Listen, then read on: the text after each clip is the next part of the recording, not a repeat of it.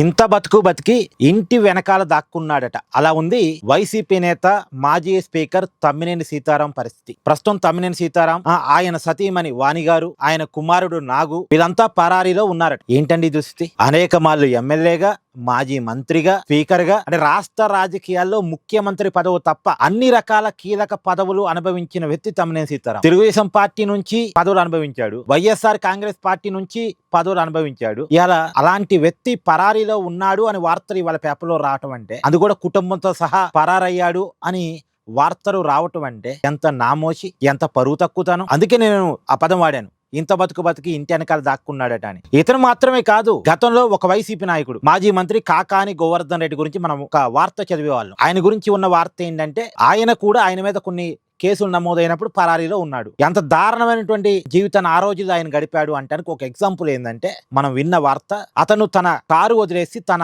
Mobile phone కూడా వదిలేసి హైదరాబాద్ లో పరారీలో ఉంటూ ఒక ఆటో ఎక్కి ఆటోలో ప్రయాణిస్తూ ఇంట్లో వాళ్ళకి సమాచారం ఇవ్వడం కోసం, మరి ఎక్కడ ఉన్నాను అని భయపడుతుంటారు కదా, ఇంట్లో వాళ్ళకి సమాచారం ఇవ్వడం కోసం ఆటో డ్రైవర్ ని రిక్వెస్ట్ చేసుకుని అతని ఫోన్ ద్వారా ఇంట్లో వాళ్ళకి ఫోన్ చేసి సమాచారం ఇచ్చాడట. భయపడకండి, నేను పలానా చోటు ఉన్నాను అని చెప్పేసి ఇంట్లో వాళ్ళకి సమాచారం ఇచ్చాడట. ఏంటండి ఈ పరిస్థితి? మాజీ ఎమ్మెల్యేలు, మాజీ మంత్రులు, వీళ్ళకి ఈ గతి పట్టడం అంటే ఏమనుకోవాలి? అంటే వీళ్ళు పరారీలో ఉండటం ద్వారా చేసిన తప్పును ఒప్పుకుంటున్నారు ఇండైరెక్ట్ గా. తప్పు చేశాం, మరి తప్పు చేసిన వాడేగా పరారీలో ఉండేది. తప్పు చేయకపోతే ధైర్యంగా చట్టాన్ని ఎదుర్కోవాలి. ఎందుకు ఈ పరారీ? ఇప్పుడు తమ్మినేని సీతారాం మీద ఉన్న ఆరోపణ ఏంటంటే, 4 కోట్ల విలువైన భూమిని కాజేశాడు, కబ్జా చేసేశాడు. ఇది ఇతని మీద ఉన్న ఆరోపణ. వైఎస్ఆర్ కాంగ్రెస్ పార్టీ అధికారంలో ఉన్నప్పుడట గోవిందరాజు అనేటువంటి వ్యక్తి, ఆయనకి సంబంధించిన భూమి, నిజానికి ఆయన ఆ భూమిని అమ్మేశాడట. కట్టా కనకేశ్వరరావు అనే వ్యక్తికి అమ్మేశాడట. ఆ కొనుక్కున్న వ్యక్తి హైదరాబాద్ లో నివాసం ఉంటాడట. అంటే ఉద్యోగం రీత్యా హైదరాబాద్ లో ఉంటాడు. అది 1988 1992లో గోవిందరాజు అమ్మేశాడట. ఆ భూమి అలా ఖాళీగా ఉంటుందట. 900 గజాలు, 4 కోట్ల రూపాయల వాల్యూ. శ్రీకాకుళం పట్టణానికి కొద్దిగా దూరంలో. అక్కడ 4 కోట్ల విలువ చేసే భూమి, ఎట్లాగూ హైదరాబాద్ లో ఉంటున్నాడు, పొద్దాకొచ్చి భూమిని చూసుకోలేడు అనుకున్నారో ఏమో, ఆ భూమిని ఇంకా గోవిందరాజు పేరుతోనే ఉన్నట్టుగా నకిలీ పత్రాలు క్రియేట్ చేసి, ఆ గోవిందరాజు చనిపోయినట్టుగా డెత్ సర్టిఫికేట్ క్రియేట్ చేసి, నిజానికి ఆ గోవిందరాజు బతికే ఉన్నాడు. ఆ ల్యాండ్ అసలు ఓనర్ గోవిందరాజు బతికే ఉన్నాడు. బతుకున్నప్పుడు కూడా చనిపోయినట్టుగా డెత్ సర్టిఫికేట్ క్రియేట్ చేసి, మళ్ళా అతనికి ఎవరో వారసురాలు ఉన్నారు, ఆ వారసురాలు ఎవరు, ఒడిశాకు సంబంధించిన ఒక మహిళ పేరు మీద పెట్టారట.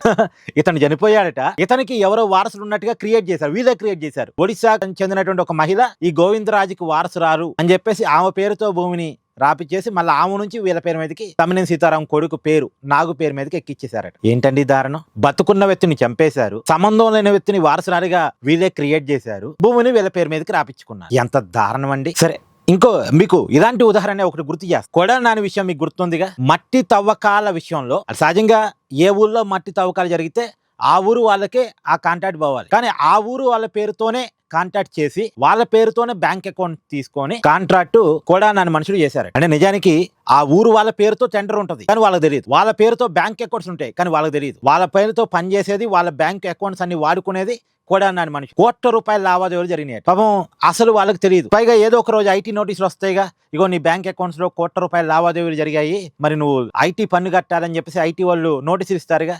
నోటీసులు వచ్చాయి. వాళ్ళు లబో దీపం అనుకుంటూ కొడాలి దగ్గరికి పోయారు. ఏమయ్యా, నీ మనుషులు మాకు తెలియకుండా మా పేరుతో కొన్ని పనులు చేశారు, మా పేరుతో కొన్ని బ్యాంక్ అకౌంట్స్ వాడుకున్నారు, కోట్ల రూపాయల లావాదేవీలు నడిపారు, ఐటీ వాళ్ళే మాకు నోటీసులు ఇచ్చారు, మేమెక్కడ ట్యాక్స్ కట్టాలి, మాకేం తెలిసిందంతా, రెక్కాడితే కానీ డొక్కాడిన జీవితాలు మాయి అని చెప్పేసి అంటే, అవునా, ఏం కాదు, మీకు డెత్ సర్టిఫికేట్ ఇస్తాము, మీ ఇంటికి ఐటీ వాళ్ళు వచ్చి అడిగినప్పుడు మా భర్త చనిపోయాడని చెప్పేసి మీ భార్యని ఈ డెత్ సర్టిఫికేట్ చూపిమానండి అని చెప్పేసి కొడాలి నాని సమాధానం చెప్పాడు. అంటే బతుకున్న వాళ్ళని చంపుతారండి వీళ్ళు. ఏమనాలి వీళ్ళని? బతుకున్న వాళ్ళని చంపుతారు వీళ్ళు. తమ్మినేని సీతారాం చేసింది అదే, గతంలో కొడాలి నాని చేసింది కూడా ఇదే అని మనం వార్తలు విన్నాం. ఏమనాలి అసలు వీళ్ళని? పైగా కేసులు పడితే పరారీలో ఉంటారు. సో ఇది ప్రజెంట్ తమ్మినేని సీతారాం మీద, ఆయన సతీమణి వాణి గారి మీద, ఆయన కుమారుడు నాగు మీద కేసు నమోదైంది. ఆయన కుమారుడేమో A5 గా ఉన్నాడు, అక్యూజ్ నెంబర్ 5 గా ఉన్నాడు. తర్వాత తమ్మినేని సీతారాం ఏమో A6 గా, అక్యూజ్ నెంబర్ 6 గా ఉన్నాడు. వాళ్ళ భార్య వాణి గారేమో A7 గా, అక్యూజ్ నెంబర్ 7 గా ఉన్నారు. వీళ్ళు ఇప్పుడు అరెస్ట్ అయ్యే అవకాశం అయితే ఉంది. పైగా వీళ్ళకి సహకరించినటువంటి సబ్ రిజిస్టర్ అరుణ ఆమె పేరు, ఆమె మీద కూడా చర్యలు తీసుకున్నారు. ఆమె మీద కూడా కేసు నమోదు చేశారు. శాఖాపరమైన చర్యలు తీసుకున్నారు, ఆమెను కూడా అరెస్ట్ చేస్తున్నారు.